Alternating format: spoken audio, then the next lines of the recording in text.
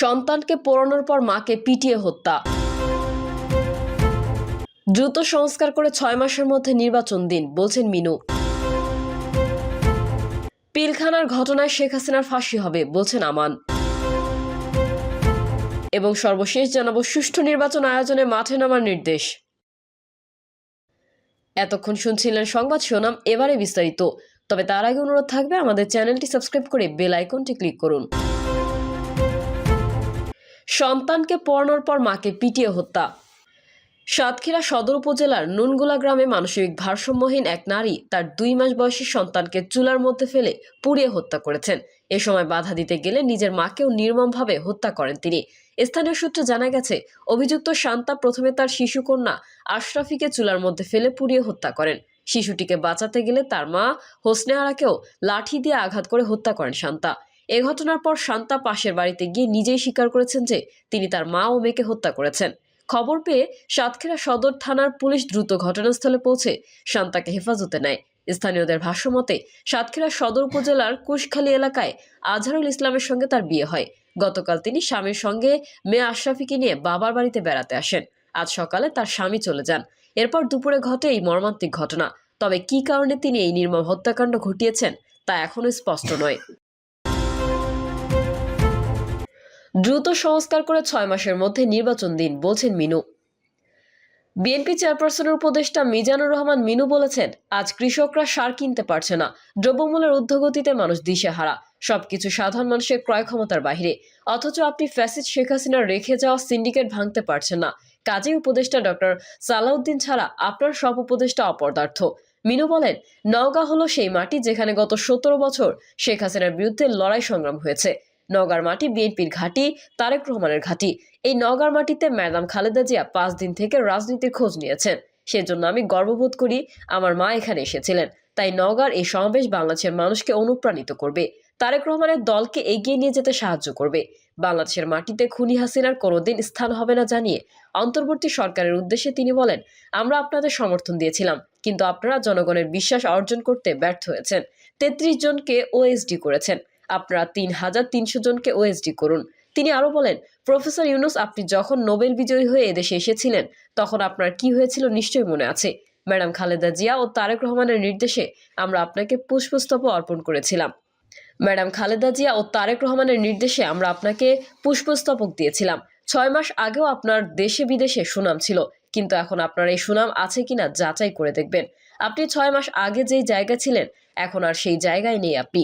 এদেশের মানুষ শুধু খালেদা জিয়াকে চেনে, তারেক রহমানকে চিনে এবং ধানের শীষকে চিনে। তাই দ্রুত সংস্কার করে 6 মাসের মধ্যে নির্বাচন দিন। পিলখানার ঘটনায় শেখ হাসিনার ফাঁসি হবে, বলছেন আমান। পিলখানায় বিডিআর সদর দপ্তরে হত্যাকাণ্ডের ঘটনায় শেখ হাসিনা সহ তার সহযোগীদের ফাঁসি হবে বলে মন্তব্য করেছেন বিএনপির চেয়ারপারসনের উপদেষ্টা আমানুল্লাহ আমান। আমানুল্লাহ আমান বলেন, শেখ হাসিনা পিলখানায় 57 সেনা কর্মকর্তাকে নির্মমভাবে হত্যা করেছেন। এই হত্যার দায়ে শেখ হাসিনা এবং তার সহযোগীদের 57 বার ফাঁসি হবে। আমাদের আইন আদালত এবং জনগণ হাসিনা সহ তার দোসর কাউকেই রেহাই দেবে না। তিনি আরো বলেন, তারেক রহমান দেশে এসে আপনাদের নেতৃত্ব দেবেন আর নির্বাচন করবেন। দেশ যাবে কোন পথে তার ফয়সালা হবে রাজপথে। বাংলাদেশের মানুষ দেশকে ফ্যাসিস্ট শেখ হাসিনা মুক্ত করেছে। অন্তর্বর্তী সরকার আছে, তাদের কাছে আমাদের দাবি, সামনে পবিত্র রমজান, তাই দ্রব্যমূল্য কমাতে হবে, এর দাম কমাতে হবে, আইন শৃঙ্খলা স্বাভাবিক রাখতে হবে। আমানুল্লাহ আমান বলেন, আমাদের সামনে কঠিন সময় আসছে, আর এই কঠিন সময়ে আমাদের সবাইকে নির্বাচনের প্রস্তুতি নিতে হবে। দেশের ভবিষ্যৎ গঠনের জন্য প্রস্তুত থাকতে হবে।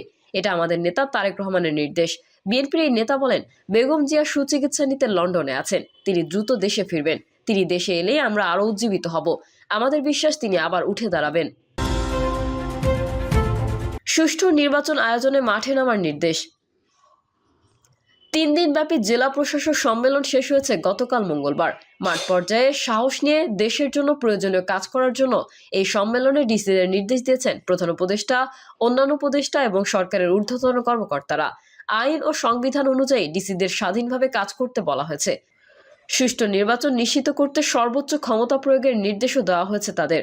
গতকাল সম্মেলনের শেষ দিন রাজধানীর ওসমানী স্মৃতি মিলনায়তনে বিভিন্ন মন্ত্রণালয় বিভাগের 11টি অধিবেশন অনুষ্ঠিত হয়।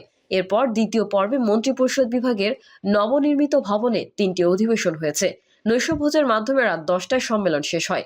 ডিসি সম্মেলনে এই প্রথমবারের মতো তাদের সঙ্গে বৈঠক করেছেন নির্বাচন কমিশন।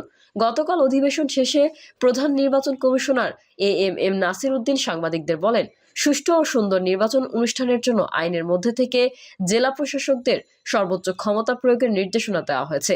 এখন থেকেই নির্বাচনী প্রচার চালাতে এবং জনগণকে সচেতন করে তুলতে নির্দেশ দিয়েছি। নির্বাচন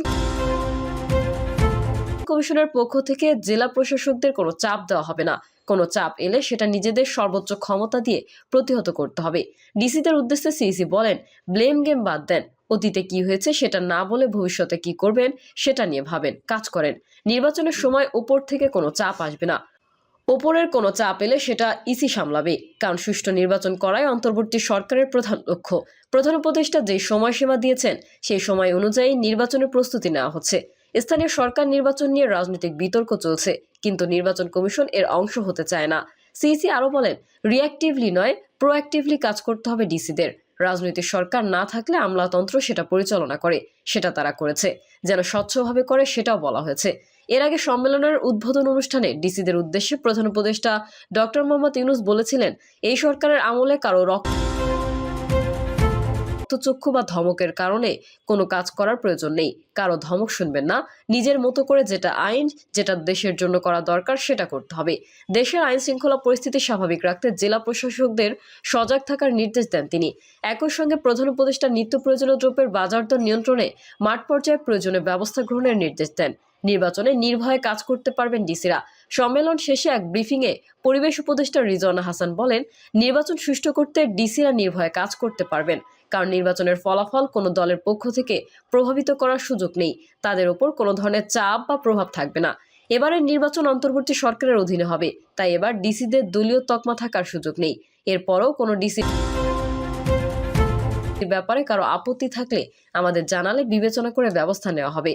আইন ও সংবিধান মেনে কাজ করার পরামর্শ। সম্মেলনে আইন মন্ত্রণালয় সম্পর্কিত অধিবেশনের ডিসিদের আইন ও সংবিধান অনুযায়ী কাজ করার নির্দেশ দেন আইন উপদেষ্টা আসিফ নজরুল। তিনি বলেন, আইন নীতিমালা ও সংবিধানে যা আছে সেটি মেনে চললে জনগণের সেবা দেওয়া আর কল্যাণ করা ছাড়া জেলা প্রশাসকদের কোনো কাজই নেই।